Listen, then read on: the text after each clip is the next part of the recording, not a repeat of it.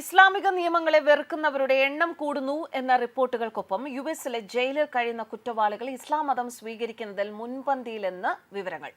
യുഎസിലെ ജയിലുകളിൽ ഏറ്റവും വേഗത്തിൽ ഇസ്ലാം മതം പ്രചരിക്കുന്നതായിട്ടാണ് റിപ്പോർട്ടുകൾ പുറത്തുവരുന്നത്. യുഎസിലെ ജയിലുകളിൽ 10,000-കണക്കിന് തടവുകാർ ഓരോ വർഷവും ഇസ്ലാം സ്വീകരിക്കുന്നുണ്ടെന്ന് CBS ന്യൂസിന്റെ റിപ്പോർട്ട് പറയുന്നു. തടവുകാർക്ക് ഇസ്ലാമിക വിദ്യാഭ്യാസത്തിൽ വിദൂര പഠന പരിപാടി വാഗ്ദാനം ചെയ്യുന്ന യുഎസിലെ ആദ്യത്തെ സംഘടനയാണ് തൈബ ഫൗണ്ടേഷൻ.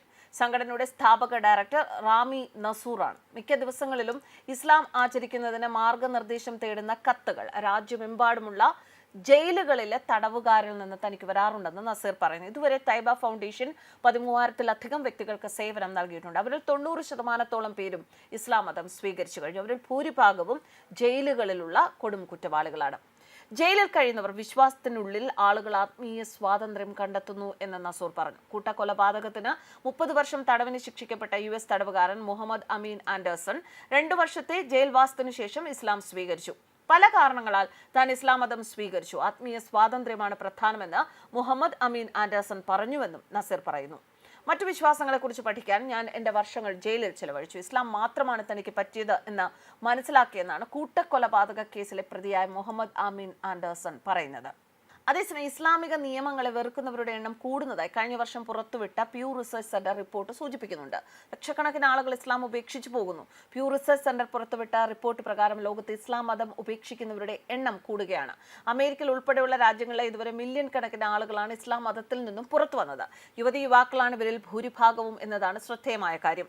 4 വർഷത്തിനിടെ അമേരിക്കയിൽ 1.3 മില്യൺ മുസ്ലിങ്ങളാണ് മതം ഉപേക്ഷിച്ചത് എന്നാണ് വിവരം. ഇവരിൽ ഭൂരിഭാഗവും ഇസ്ലാമിക നിയമങ്ങളിൽ മരമടുത്താണ് മതം ഉപേക്ഷിച്ചത് എന്നാണ് റിപ്പോർട്ടുകൾ. 2019 മുതൽ ഇതുവരെ 23% പേരാണ് മതം ഉപേക്ഷിച്ചത്. ഇസ്ലാമിക നിയമങ്ങളോടുള്ള എതിർപ്പാണ് ഇവരിൽ 7% പേർക്കും മതം ഉപേക്ഷിക്കാൻ പ്രേരണയായത്. ജർമ്മനിയിലും വിശ്വാസികൾ കൂട്ടത്തോടെ ഇസ്ലാം മതം വേണ്ട എന്ന് വയ്ക്കുന്നുണ്ട്. രാജ്യത്ത് പ്രതിവർഷം 15,000 മുതൽ 20,000 വരെ ആളുകൾ ഇസ്ലാം മതം ഉപേക്ഷിക്കുന്നുണ്ട് എന്നാണ് പ്രശസ്ത പത്രമായ ഡൈവെൽറ്റിന്റെ കഴിഞ്ഞ വർഷത്തെ ഒരു റിപ്പോർട്ടിൽ പറയുന്നത്. ബ്രിട്ടനിൽ പ്രതിവർഷം 1 ലക്ഷം പേരാണ് ഇസ്ലാം മതം ഉപേക്ഷിക്കുന്നത്. ഇറാൻ ഉൾപ്പെടെയുള്ള ഇസ്ലാമിക രാജ്യങ്ങളിലും മതം ഉപേക്ഷിക്കുന്നവരുടെ എണ്ണം കുറവല്ല. 2023 ഇറാനിൽ നിരവധി പേരാണ് ഇസ്ലാം മതം ഉപേക്ഷിച്ച് ക്രിസ്ത്യൻ മതത്തിലേക്ക് ഉൾപ്പെടെ പരിവർത്തനം ചെയ്യപ്പെട്ടത്.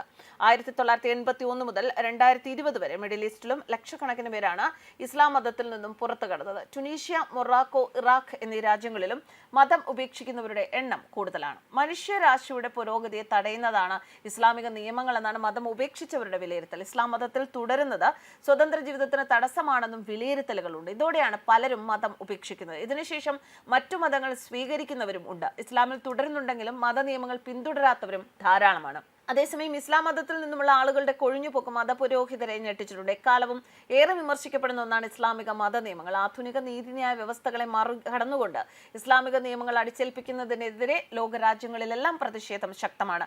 കാലഹരണപ്പെട്ട നിയമങ്ങളും വ്യവസ്ഥകളും ഇന്ത്യയിലടക്കം മുസ്ലിം പുരോഹിതന്മാർ വിശ്വാസികൾക്ക് മേൽ അടിച്ചേൽപ്പിക്കുന്നത് തുടരുന്നു. പ്രത്യേകിച്ച് സ്ത്രീകളുടെ സ്വാതന്ത്ര്യത്തെ അവകാശങ്ങളെയും ഇസ്ലാമിക നിയമങ്ങൾ കൂച്ചുവിലങ്ങിടുന്ന ഒന്നാണ്. മൊറാക്കോ മുതൽ ഇന്തോനേഷ്യ വരെയുള്ള മുസ്ലിം ലോകത്തെമ്പാടുമുള്ള ജഡ്ജിമാരോ രാഷ്ട്രീയക്കാരോ ഇസ്ലാമിക നിയമങ്ങൾ പരിഷ്കരിക്കാനും സ്വന്തം കോടതികൾക്ക് കീഴിൽ കൊണ്ടുവരാനും ക്രോഡീകരിക്കാനും കഴിഞ്ഞു എങ്കിലും ഇന്ത്യയിൽ ഇത് ഒരിക്കലും സംഭവിച്ചിട്ടില്ല.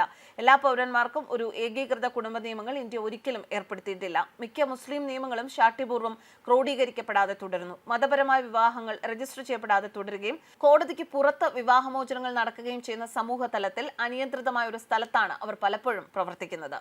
ന്യൂസ് ഡെസ്ക് കർമ്മ.